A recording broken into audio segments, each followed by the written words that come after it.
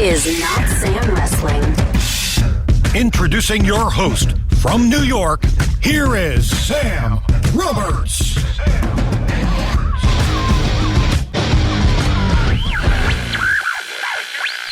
It's time to shake things up again. Yes, it's the draft. I love the draft. I'm a fan of the draft. I like the brands being split. I love two rosters. I think that it provides more opportunity for stories.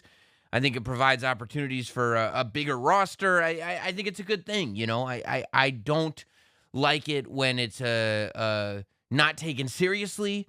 But realistically, I mean, when they had to redo it because the rosters became combined, they did like Raw and Smack. They did like the Raw Super Shows. Every Raw was a Raw Super Show. So generally speaking, on Raw, you'd get everybody. And then on SmackDown, you'd get half the guys. And there was no reason to watch SmackDown. You know, I mean, because it just becomes too much. I think the way things are done now is really, really good. And I think that doing a draft once a year is a perfect refresher. Ultimately, a WWE draft is very different from like a fantasy football draft. That's what I was thinking about. How are we going to do this today? And at first, it was like, should I bring somebody else on? And they draft SmackDown and I draft Raw. And it's like, no, that doesn't make any sense. Because it's not like we're legitimately watching two brands compete and Raw is legitimately responding to what SmackDown is doing. If we're going to discuss this, I feel like we should discuss it in the real way that it's done, which is it's a storytelling mechanism. And we can talk about who's going to what roster and why, right? It's not like it's just randomly done. So that to me is even more important than the who is the why. Why are these superstars going over to Raw or SmackDown? So what I've done is I've basically looked at the entire talent roster that we have right now, the entire active talent roster, Raw, SmackDown, and NXT. Now, I'm not drafting this as if everybody's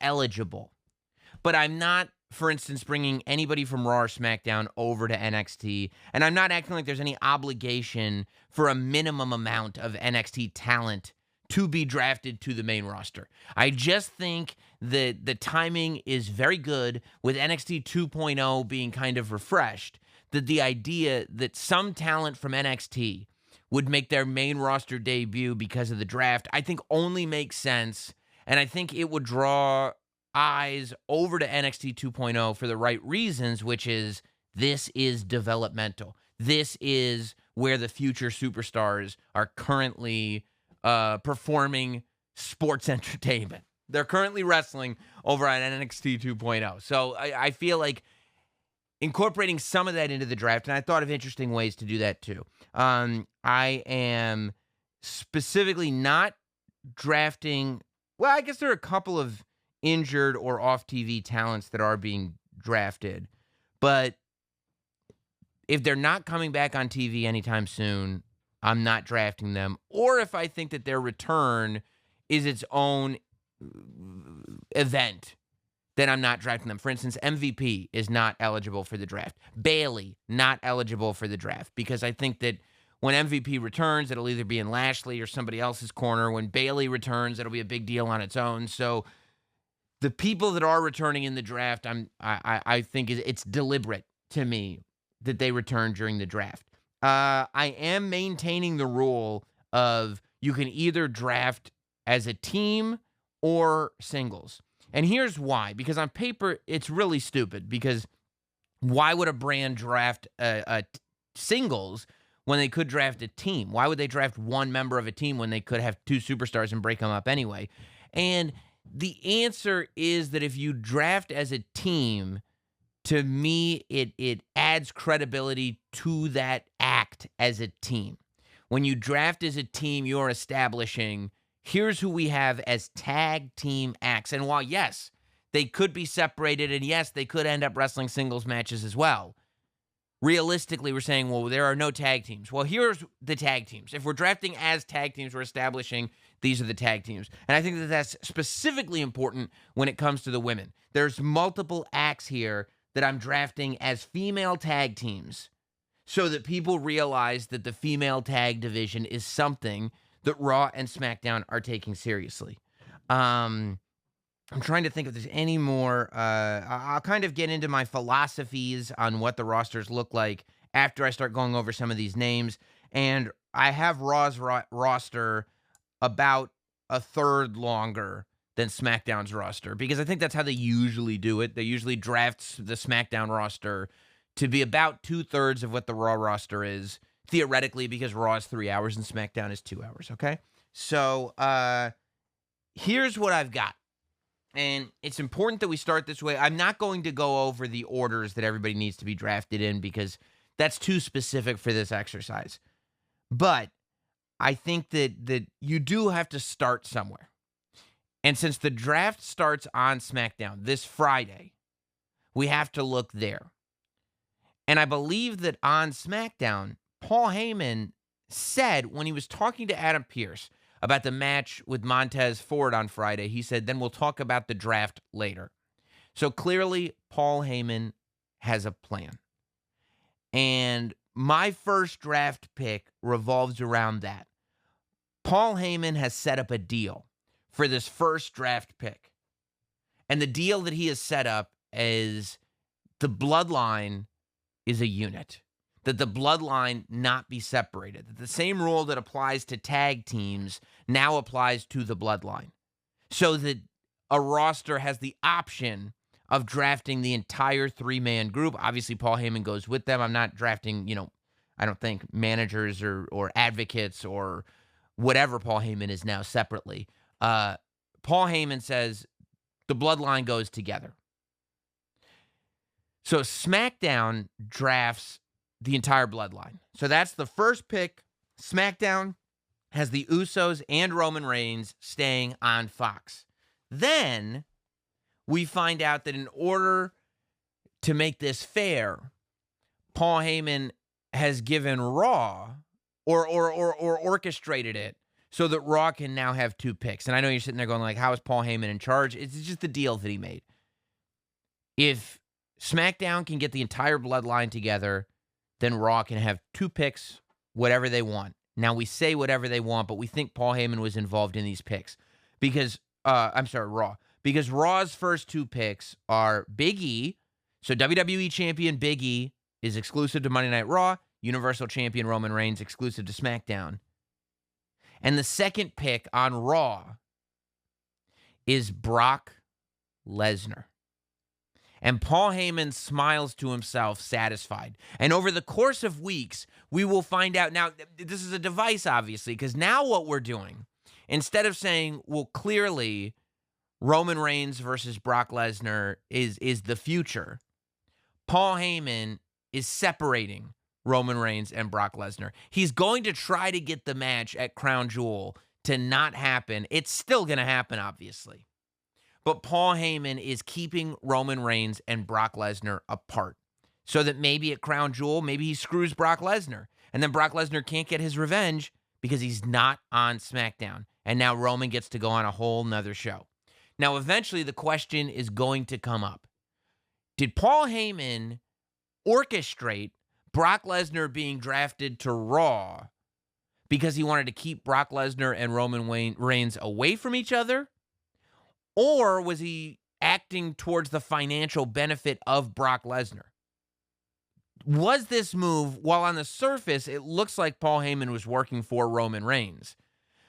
Was he working for Roman Reigns, or was he also working for Brock Lesnar? That question hasn't been answered yet. And, of course, eventually we will get to Roman Reigns versus Brock Lesnar. But the draft is going to be used as a buffer. So SmackDown gets the Usos and Roman Reigns. Raw gets Big E and Brock Lesnar.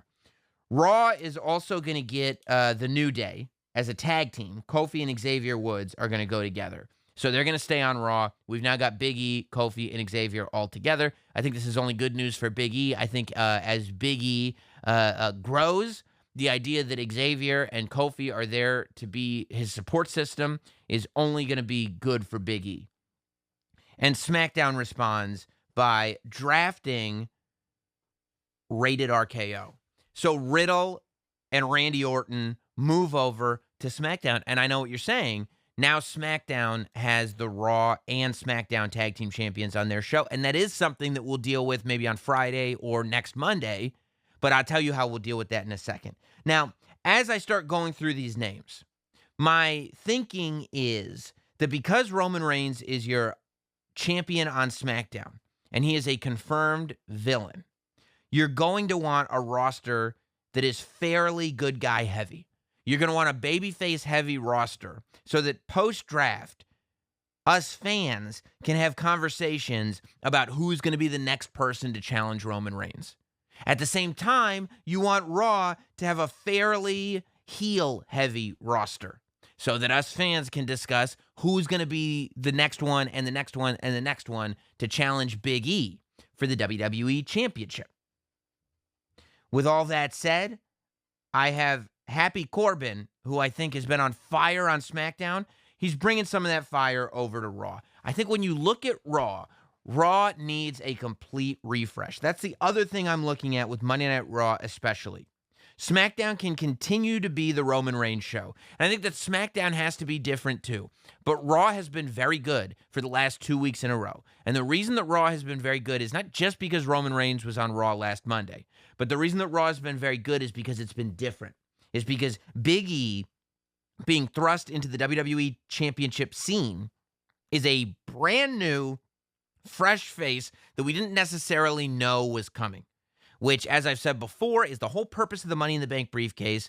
And when it works, really gets people's attention. And Big E works. I think Big E checks all of those boxes. So with that in mind, you don't want to do too much on SmackDown to disrupt the Roman Reigns show, although you can bring in some new opponents. On Raw, you kind of want an entire facelift. And I think I've figured out how to get an entire facelift going on Raw. So, as I said, Happy Corbin is going to bring all that energy over to Raw. And the other thing to consider importantly is that Brock Lesnar, even though he's drafted to Raw, he's not going to be on Raw even close to every week. You know, he's not an active member of the Raw roster by any stretch of the imagination. It's just interesting that he's not allowed on SmackDown. Happy Corbin is really the first SmackDown superstar that we know from Fridays that is going to be bringing that over to Mondays. And going with him is going to be Sami Zayn. Sami Zayn going over to Monday Night Raw, and I have a position in mind for Sami Zayn as well. Seth Rollins, to me, should stay on SmackDown. And the reason for that is that you need, at the moment, a villain that is under Roman Reigns. You need somebody that is that second-tier villain. The other reason is that eventually we get to this place where maybe Roman and Rollins team together, and maybe eventually Rollins turns babyface. Because I do believe that at some point, a Seth Rollins-Roman Reigns match needs to happen. So I'd like to keep them close. I'd like to keep them both in the villain column for now, and eventually they'll be there for each other. Drew McIntyre also goes over to SmackDown. So now on SmackDown, on the villain side, you've got Roman, the Usos, and Seth Rollins. And on the heroes side, you've got Drew McIntyre, Randy Orton, and Riddle. And you can look at this any way you want to for Riddle. You're going to see the Riddle and Seth Rollins coexisting on the same roster. Maybe we'll finally get that Riddle-Seth Rollins match. You're going to see Riddle, who's had comments to make about Roman Reigns. Obviously, the first rivalry is going to be the Usos and RK Bro to find out who the true tag team champions are. There's a lot to be done there. Then on SmackDown, big move comes. Montez Ford gets drafted solo. It's time to find out if Montez Ford can do what he did on Friday and be that main event solo act. And I think in order to do that, you got to cut Dawkins loose. And I don't mean cut Angelo Dawkins off the WWE roster. I just mean get him away from Montez Ford. Maybe you bring him down to NXT. Maybe you do something else, but I would not draft Angelo Dawkins. I would repackage and figure out where to go with him, because the priority for me would be to get Montez Ford to a place where he can be that next main event level star, because good guy star, because that's what we're doing here. Over on the SmackDown side, over on the Monday Night Raw side, Lashley is going to stay on Monday Night Raw because eventually he'll get that opportunity at Big E, but there's going to be plenty of people for Lashley to want to face. AJ Styles and Omos get drafted as a pair, and they stay on Monday Night Raw. And then the big one. Let's get into some of these women. Becky Lynch goes over to Monday Night Raw. Now, as this portion of the podcast is being recorded, I have not yet watched Extreme Rules. What I would like to see happen is Becky Lynch beats Bianca Belair at Extreme Rules, maybe not under the fairest of circumstances, but she's going to take that SmackDown Women's Championship over to Monday Night Raw, and we're going to pull the old switcheroo and have Charlotte bring the Raw Women's Championship over to SmackDown. Now, Bianca Belair is going to stay on SmackDown, and Charlotte is going to be the hurdle for Bianca Belair to have to get over. I see Bianca Belair being the SmackDown Women's Champion, but we do the old switcheroo like we've done with the Tag Championship in the past, where we take Charlotte, who beats Alexa Bliss, I suppose, at Extreme Rules. She's the Raw Women's Champion. She now becomes the SmackDown Women's Champion. Becky Lynch is now the Raw Women's Champion. Eventually, maybe at WrestleMania, we finally get back to Bianca Belair and Becky Lynch, because eventually Bianca Belair will get that victory over Becky. But we're going to separate them for the time being and have Becky be the big star on Monday Night Raw. And I say that for a couple of reasons. Number one, Roman Reigns. Number two, RK Bro. The fact that you're taking so many big acts from Raw and putting them on SmackDown, you got to give Raw some juice. Becky Lynch is that juice. Now, at the same time, we're going to see some new faces show up. I'm also, by the way, since SmackDown is losing Becky, not only do they now receive Charlotte, but the announcement gets made that Sasha Banks is coming back to SmackDown. So Sasha Banks stays on SmackDown. So you now got Charlotte, Bianca, and Sasha Banks all on SmackDown. Becky on Raw. We'll get to what the rest of the Raw women's roster is going to look like. But first, the announcement gets made.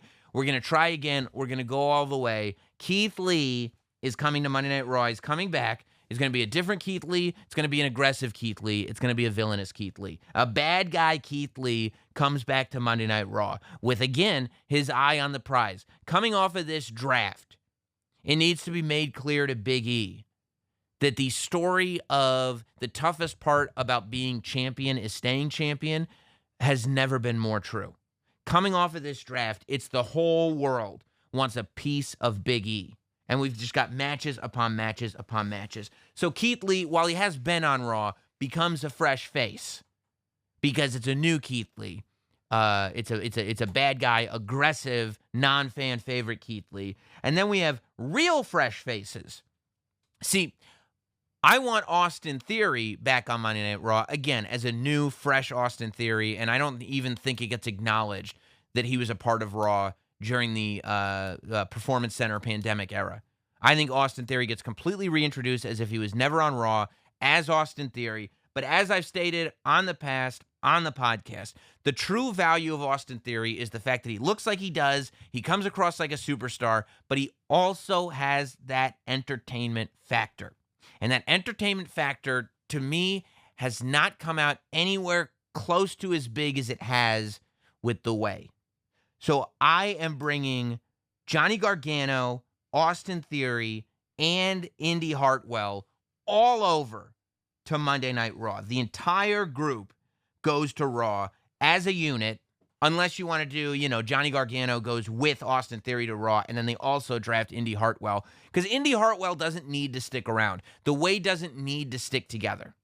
But I think that Johnny Gargano has also really shown how much he can do with a microphone and how entertaining he can be lately on NXT.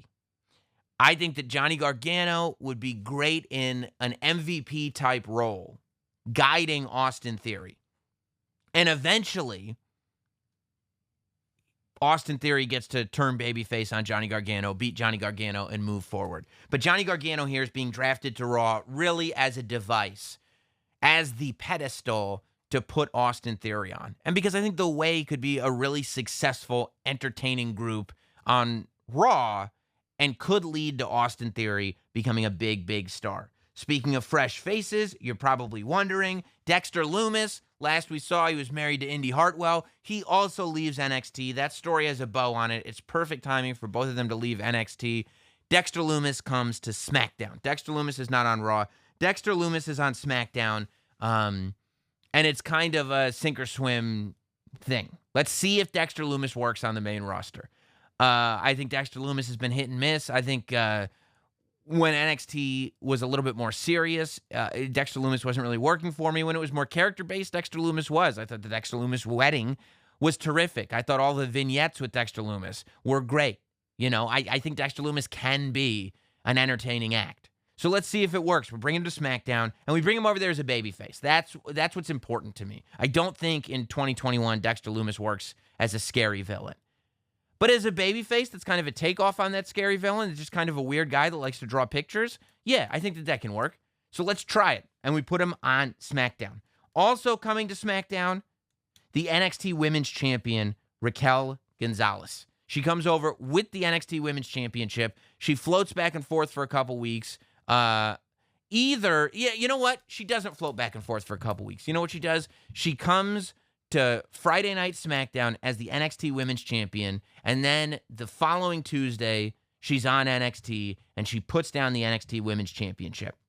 It leads to an NXT Women's Tournament happening on NXT, which allows us to not only free up Raquel Gonzalez from being the NXT Women's Champion, but showcase 8 new NXT women and really present what that division looks like under the 2.0 banner.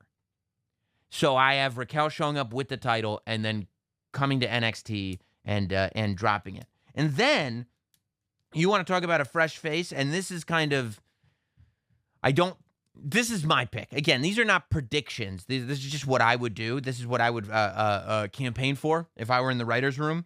I would bring Andre Chase over to SmackDown. I would bring Andre Chase over to. I think he's in the couple of moments that he's had on NXT. I think he is a really entertaining dude, and I think that he would end up being more of a manager type. And I've got an act in mind that he would talk up. Andre Chase reminds me a lot of some of the really great stuff that Drew Gulak was doing in like 205 Live when he was doing the no-fly zone. But I think Andre Chase, in terms of being behind a microphone, is ready to be on the main roster now. And I think you get some big guys with him. You've got a potentially very entertaining act, and I'll tell you who those big guys are once we get there in a little bit. Back over to Monday Night Raw. Karrion Kross is going to stay on Monday Night Raw in the gimmick that he's in now, but I have an idea for Karrion Kross. And let's just pull the trigger. Couple of more fresh faces. Again, I don't know what the deal is, what travel is, what anything. But this is my draft, and this is what I'm campaigning for. The graphic comes up Monday night. Walter is coming to Monday Night Raw. Let's just do it. We got the guy under contract. Mattel's already making Walter toys. Walter comes to Monday Night Raw.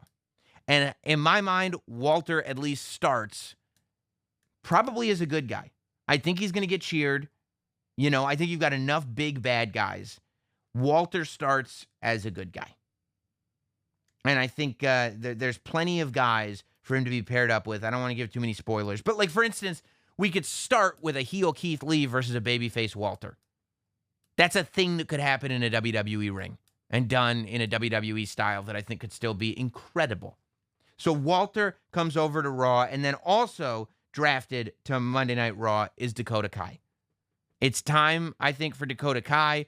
And I think that she's at a spot right now where she's ready. I think it would be really, really good.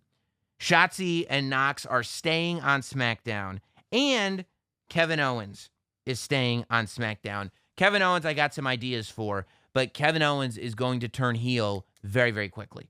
Kevin Owens is not one of the, because he's already been a challenger to Roman Reigns. And I think at this point in his career, it's time for Kevin Owens to be a heel again. So I'll tell you what kind of story I've got in mind for Kevin Owens after we finish going down this roster.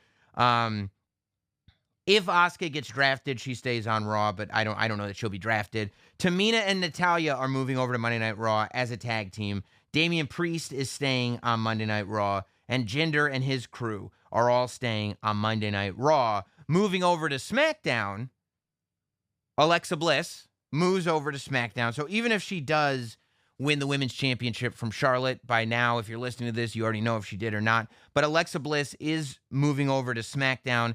In my mind, I love the idea of Alexa Bliss and Raquel Gonzalez. Alexa Bliss, and by the way, she's bringing Alexa Bliss. By the way, she's bringing all her dolls with her. Charlie's coming because Charlotte's on SmackDown now, I guess. Lily's coming, and maybe Rachel for Raquel. And maybe she's got the Rachel from Friends doll haircut. I don't know. But Alexa Bliss comes over to SmackDown. And as a tag team, again, establishing those tag teams, Angel Garza and Humberto Carrillo, SmackDown. Angel Garza, Humberto Carrillo are drafted over to SmackDown. On the Raw side, you've got Shayna Baszler staying over there. You got The Miz staying on Raw. As much as I think The Miz could use a refresh, and while I do think he could be an asset on SmackDown, I feel like eventually you could get to The Miz versus Big E. I'd be fine if he was on SmackDown, but I'm keeping him on Raw. I'm also keeping Nikki and Rhea Ripley on Raw as a tag team, although since they're the champions, they'll be on both shows anyway. But as a team, they're on Raw. John Morrison, Jeff Hardy, both stay on Raw. Boogs and Nakamura, drafted as a pair, stay on SmackDown. So the Intercontinental title, the United States Championships, both staying on their respective shows. Doudrop is getting moved over to SmackDown. I think the Doudrop story has run its course and then run over its course and then run over its course again. You need a fresh coat of paint on Doudrop already. Doudrop needs to be established as an independent talent outside of what she's done with Eva Marie, and I think getting her on SmackDown is the way to go for that. I'm also moving Mansoor and Mustafa Ali over to SmackDown. And there's plenty you could do with them. They could be good guys. They could be bad guys. But I think having a nice, strong tag team base over on SmackDown would not be a bad thing. Ali and Mansoor, I also think, would be able to maybe stand out a little bit more on SmackDown than they are on Monday Night Raw. The Viking Raiders are staying on Monday Night Raw. And Apollo and the Great Commander are moving over to Monday Night Raw. So Apollo Crews and the whole act that he's been doing now as a duo, moving over to Monday Night Raw. The 24/7 folks, as I wrote down here, they all get drafted together. Reggie and the 24/7 crew stay on Monday Night Raw. Believe it or not, I've got Mace and T-Bar moving over to SmackDown. Mace and T-Bar moving over to SmackDown, and I have something in mind for them. I'll tell you what it is. Carmella and Zelina as a tag team. Again, keeping that women's tag team division strong. Carmella and Zelina as a tag team are on Monday Night Raw now. Cesaro gets moved over to Monday Night Raw. Naomi gets moved over to Monday Night Raw. And then for the last three big ones, Finn Balor stays on SmackDown. Sheamus moved over to SmackDown. I love the idea of Sheamus being moved over to SmackDown. Sheamus, by the way, is going to come over to SmackDown as a good guy. So you could have a Sheamus-Kevin Owens rivalry. You could eventually get to Sheamus versus Roman Reigns. And I think that's a match that people could be interested in for a pay-per-view one-off. And then finally, my last draft pick, and I like Cedric Alexander's not on here. Shelton Benjamin's not on here. There are a few that aren't on here, but Dominic Mysterio is my last draft pick. And the Dominic Mysterio pick is interesting because to me, Dominic Mysterio gets drafted by himself. It's not the Mysterios getting drafted. It's just Dominic Mysterio. And then to keep the storyline going, Ray just follows him. Ray is not drafted anywhere. Ray's not drafted to Monday Night Raw. But he makes a deal with Adam Pearce. He says, well, Dominic's over there. So he's going to follow Dominic over to Raw and just drive him absolutely insane. So that's what my rosters look like. SmackDown in no particular order. Roman Reigns, the Usos, RK Bro, Seth Rollins, Drew McIntyre, Montez Ford, Charlotte Bianca, Sasha Banks, Raquel Gonzalez, Dexter Lumis, Andre Chase, Shotzi and Knox, Kevin Owens, Alexa Bliss, Angel Garza, Humberto Carrillo, Boogs and Nakamura, Doudrop, Ali and Mansoor, Mason T-Bar, Finn Balor, and Sheamus. And on Raw, Big E, Brock Lesnar, New Day, Happy Corbin, Sami Zayn, AJ and Omos, Becky Lynch, Keith Lee, The Way, Walter, Karrion Kross, Dakota Kai, Tamina and Natalya, Asuka, Lashley, Damian Priest, Jinder Mahal and the whole gang, Shayna Baszler, The Miz, Nikki and Rhea, John Morrison, Jeff Hardy, the Viking Raiders, Apollo Crews, the 24/7 division, Carmella and Zelina, Cesaro, Dominic Mysterio, and Naomi. Nia Jax is also not on the list, but she just went out with an injury, so to draft her, I don't think would make a whole lot of sense. So some of my thinking, as I said, keeping the tags strong, heels heavy on Raw, babyfaces heavy on SmackDown. So what I'm thinking basically is a few things. First of all, Kevin Owens turning heel. He's going to immediately go after Nakamura. And Kevin Owens is going to be portrayed as a strong, strong heel. And Kevin Owens is going to win the Intercontinental Championship from Shinsuke Nakamura. So Kevin Owens is going to win the Intercontinental Championship from Shinsuke Nakamura. So Kevin Owens is going to be the SmackDown Intercontinental Champion. This is going to lead into a rivalry with Finn Balor. Now, this rivalry will take us maybe in the December pay-per-view and then finalize at the Royal Rumble. There have been rumors about Kevin Owens' contract that are already on the internet that he may not even make it to the Royal Rumble. If he's not signed, get him to sign an extension. Just get him to stick around. Unless there's a January pay-per-view that's not the Royal Rumble. I don't know. I don't know what's going on. But get him to stick around in time to do this one last blow-off match. Because to me, I think you got to start leaning into this contract stuff. You got to start leaning into this idea that people know what's going on. And in specific cases, use it to build matches. I don't think we see the Demon after Extreme Rules again until at least January. Because even though you've told this story, this lifelong rivalry between Sami Zayn and Kevin Owens over and over and over again, and we've seen that, and I could see it 100 more times. I'm not complaining about that. But the story that I would like to see is this idea that Kevin Owens may be going away. And we don't talk about the fact that Kevin Owens may be going away, but people know that Kevin Owens may be going away. The perfect rivalry to me to see Kevin Owens off is Kevin Owens versus Finn Balor. The rivalry that really, as far as the men's division goes, really made NXT. You look at the show that made NXT, and it was TakeOver Brooklyn 1. You look at Sasha Banks and Bayley, and then you look at the ladder match between Kevin Owens and Finn Balor. Kevin Owens and Finn Balor was the big world title rivalry that really made NXT. It was the first giant thing that Finn Balor and Kevin Owens had in the WWE, in my opinion. I think that at the Royal Rumble or whatever the January pay-per-view is, you do Kevin Owens versus because maybe you do Kevin Owens versus Finn Balor in December. Kevin Owens cheats. He beats Finn Balor. Finn Balor says he wants another shot. Kevin Owens won't give it to him. Kevin Owens says, all right, here's why I'm not going to give it to you, because I know you're going to bring out the Demon. I know you, Fergal. I know what you're going to do. You're going to bring the Demon out. So here's what I'll do. I'll give you another title shot. You put your career on the line. And Finn Balor responds, I'll take you up on that, but I want you to put your title and your career on the line. So we've now got an Intercontinental Championship career-ending match. And I think if done properly, this can be Warrior Macho level. Finn Balor versus Kevin Owens in a career-ending match. Maybe we leak some rumors about Finn Balor wanting to take some time off. Maybe we get that out on the internet. We know that Kevin Owens' contract is coming to an end, and even if you re-sign him, you keep it so hush-hush that people assume he's going away. And you do a career-ending match. You do the Demon versus Kevin Owens, Intercontinental Championship, career-ending match, and the Demon wins. Finn Balor becomes the Intercontinental Championship, and Kevin Owens either goes away in storyline and comes back in a few months, or he goes over to commentary for a while, or he goes away and goes over to AEW. You know, I don't think that's the worst thing to shy away from. I think that sometimes it can be a good thing. I think Kevin Owens leaving, And then getting hot outside WWE and coming back could be great for Kevin Owens. I think Kevin Owens leaving and just having people miss him and then coming back could be great for Kevin Owens. I think it'd be great for everybody.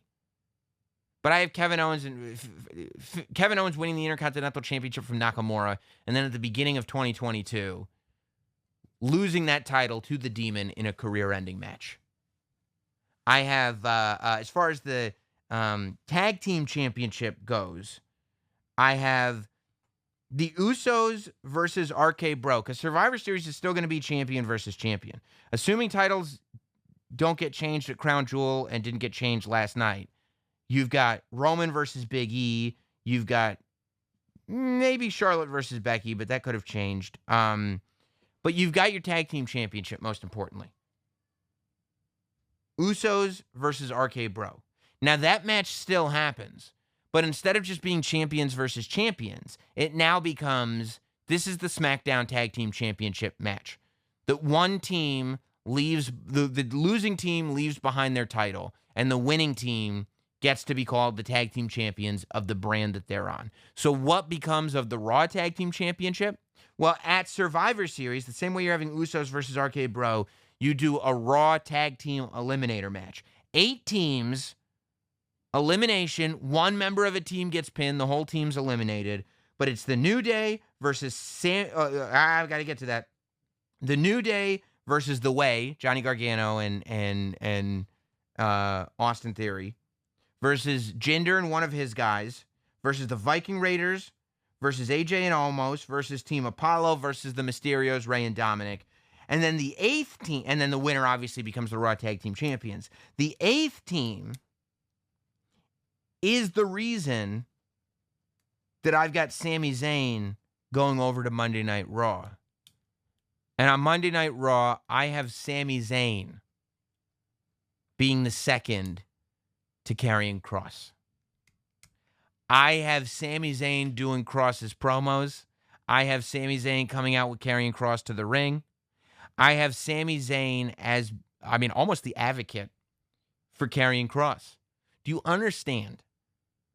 Not only because everything Sami touches is gold, but also the amount of heel heat that he'll even be able to get from the smartest of smarks when they realize that they traded in Scarlett for Sami Zayn. It's beautiful. It's perfect.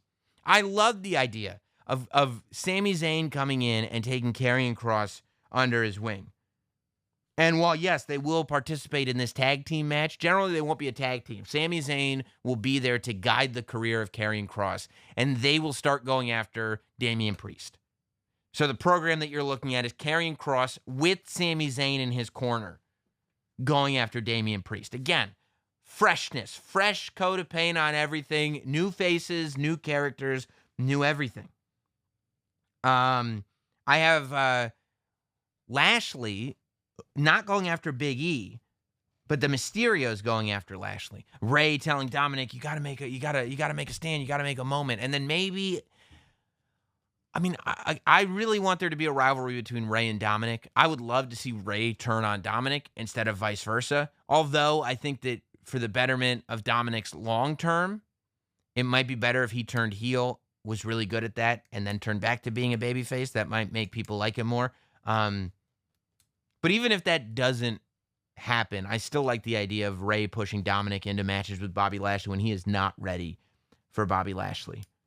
I'm trying to think if there's anything else I didn't, because like with Big E, you could easily come off of, you've now got, these are the opponents that you've got for Big E coming off of the draft. Happy Corbin, AJ Styles, Omos, Keith Lee, Austin Theory eventually. Walter, it'd be babyface versus babyface, but Walter, Karrion Kross, Lashley, Jinder, The Miz, Apollo Crews eventually, maybe Cesaro at some point, maybe a Mysterio. You got a lot lined up for him without even telling stories to get other people into the positions that they need to be in. And then on the other side with Roman Reigns, you've got Riddle, you got Randy Orton, eventually Seth Rollins, Drew McIntyre, Montez Ford. You're doing Finn Balor right now, but there's a lot there. Oh, and Sheamus. And the reason that I have Andre Chase going over to SmackDown is Andre Chase starts by himself, just cutting promos and stuff like that, and how, and somebody beats him up, or, people don't take him seriously. Andre Chase becomes the mouthpiece for Mason T-Bar. Mason T-Bar are the muscle of Andre Chase. No more corny 80s promos from Mason T-Bar. They can keep their gimmicks. They can keep their paint. You don't have to change them at all.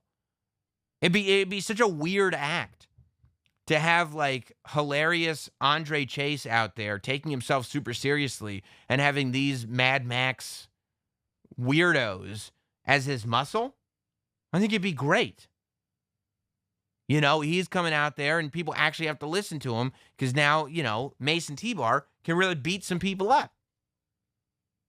I love it.